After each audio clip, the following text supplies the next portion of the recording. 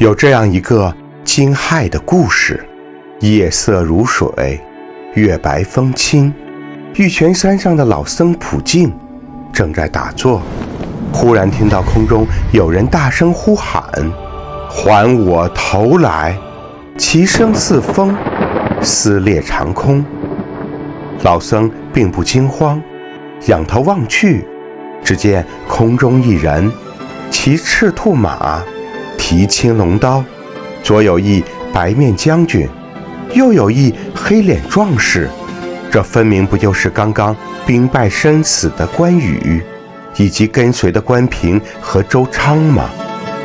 这段故事来源于《三国演义》，从关羽由人成神的时间线上来说，这就是关羽的第一次显灵。这当然是虚构的了，但你肯定会问，从战神到护法，关羽究竟是如何和佛学产生了联系的呢？大家好，欢迎来到人间见禅。玉泉山上，伽蓝始源。此时此刻，普净老僧点化了关羽，今天将军为吕蒙所害，大呼还我头来。可是颜良、文丑以及五关六将等众人之头，又向谁索要呢？于是关羽恍然大悟，起手皈依而去。这里最重要的是《三国演义》原文中的一句寄语：昔非今是，一切休论，后果前因，彼此不爽。过去的一切皆是因果，又何必再执着呢？我们可能会好奇，作为一个历史上的悲情英雄，甚至算是一位败军之将，为何会成为儒、释、道三家共同尊崇的神明？在儒家，关羽是武圣，和文圣孔子齐肩，在历代家风下，全称多达26个字，文辞美好，气象万千。在道家，关羽是关圣帝君，同样在历代家风下，全称也有16个字，同样文辞美好，威风赫赫。在佛家，关羽是伽蓝菩萨，注意这里读伽而不是伽。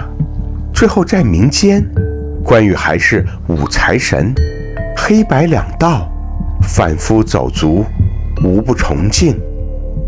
从历史一路走来，关羽侯而王，王而帝，帝而圣，圣而天，这又都是为何呢？不如让我们回到一切传奇的起点，回到隋唐，去看看智以大师的一段遭遇。作为8大宗派之一的天台宗，是汉传第一个本土宗派，创始人就是隋唐时期的智以，世称智者大师。某一次，他来到湖北玉泉山，离关羽殒命的地方只有30里，但此时已是350多年以后了。民间有2个版本的传说，第一个版本和《三国演义》中类似，但点化关羽的是智以。第2个版本就更加玄幻了，智以在山上打坐入定，忽见关羽显灵，上前致敬，自称是山主，已被佛法感化，愿住在山顶建庙。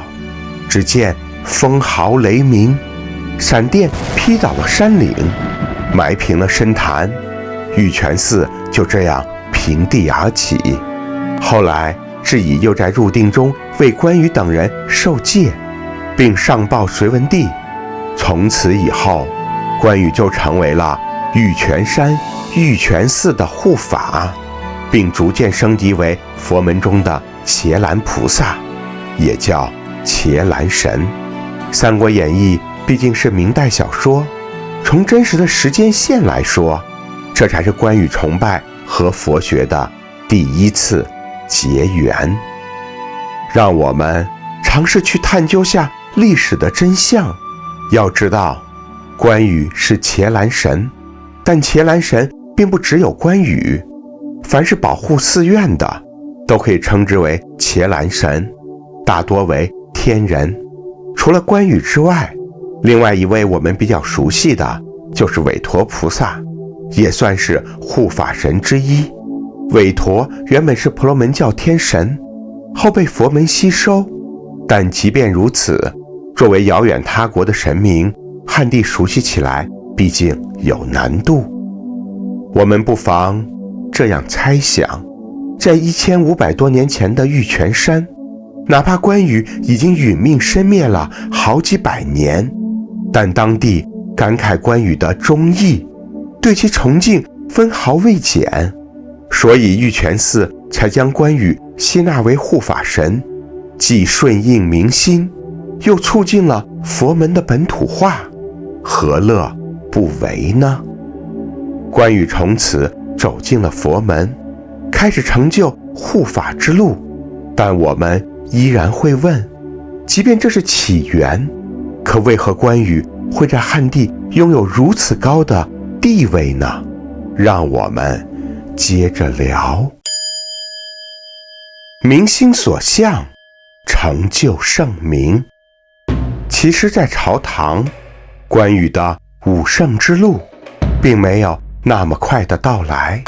汉地最早的武庙是在唐朝中期建立的，只不过那时候具备武圣地位的是姜子牙，而且和姜子牙一同配享武庙的还有10位名将，有我们熟悉的孙武、白起、韩信、张良等等，甚至还有诸葛亮，却没有关羽。但到了宋代，关羽在官方的地位一下子突然提高了。究其原因，是因为当时在民间供奉关羽已经非常兴盛了，深入到了郡国州县乃至乡野之间。佛门是否在其中起到了作用，我们暂且不得而知，但很有可能300年来，伽蓝殿上的关羽形象早已刻入了红尘。为什么会如此呢？我们不难猜到，姜太公是一位辅佐武王伐纣的良臣，但作为80、90岁的老头子，人格魅力怎么能和关羽相比？不妨先谈谈关羽的缺点。他极度自傲，他意气用事，他看不起读书人，他和马超争高低。马超可与谁比？他拒绝和黄忠同列五虎上将，大丈夫不与老卒为伍。他拒绝孙权的和亲结盟，还辱骂之。虎女安肯嫁犬子？性格决定命运，既成就了威震华夏的战神，也埋下了败走麦城的宿命。可是，难道民间不知道关羽的这些缺点吗？难道魏尊者会了吗？并没有。关羽是因为足够像人，才被奉为神，所以才能在民间武圣的评比中打败了那些太过于像神的人。关羽的魅力是什么？三国志作者陈寿评价：万人之敌，唯是虎臣。是很能打，但能打的实在太多了。真正属于关老爷的魅力，还是赤胆忠心，义薄云天。关羽的地位急速上升，是从江湖香火中一路抬上了庙堂。随着历代的加封，关羽走向了武圣之路，从关公到关王，到关帝，到关圣。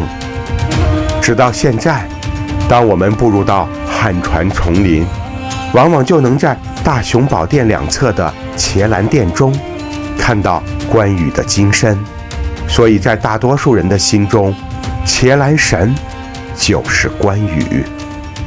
聊了这么多，其实还有一条暗线，那就是关羽为何又成为五柴神。让我们接着聊。一行天下，忽又商路。关羽怎么就成为了柴神？这里面的历史渊源同样非常有趣。话说北宋朝，军事孱弱却商业繁荣，山西因为地理优势贡献了盐税，晋商随之崛起。而关羽本身就是山西人，因此被晋商尊奉为守护神。元灭南宋后，晋商的势力反而更一步扩大，关公信仰更加在江湖流行，一直到达南方。元明时期，民俗文化开始兴盛，无论是创作元曲，还是创作章回小说，在晋商的资助下，关羽成为了那个时代的大 IP。 没过多久，所有老百姓对关老爷的事迹都耳熟能详。民间商业继续发展，越来越多的三教九流、贩夫走卒都开始供奉关羽，比如剃头的，比如押镖的，比如教书的，再比如卖米粮的，卖香烛的，甚至是给人看命相的等等，都来信奉关羽，都来尊为财神，彼此并行。最有趣的例子在香港，上世纪时，黑白两道都供奉关羽，只不过警察拜的关公多半持大刀，披绿袍，穿红鞋，而黑道拜的关公多半持宝剑，披红袍，穿绿鞋。所以看过老港片的你可能就会知道，如果某位小弟被骂如红鞋，那意思就是警方的卧底。所以在佛门中，作为伽蓝菩萨的关羽逐步就有了财神的属性。比如在京郊的千年古刹潭柘寺，就专门开辟了财神殿，香火鼎盛，皆为游客的朴素心愿。赤心千古，忠义千金。从败走麦城的悲情将军，到玉泉山显圣的不甘游魂，从智巳大师度化的伽蓝，到历代帝王加封的武圣，从晋商尊奉的守护者，到三教九流共拜的五财神，1800年，关羽的成神之路走了很远很远。关公也好，关帝也好，关圣也好，香火燃了千年，我们求的不仅仅是平安，不仅仅是财富，更是敬重于关云长忠肝义胆的诚信和顶天立地的气节。谢谢大家，让我们下期再见。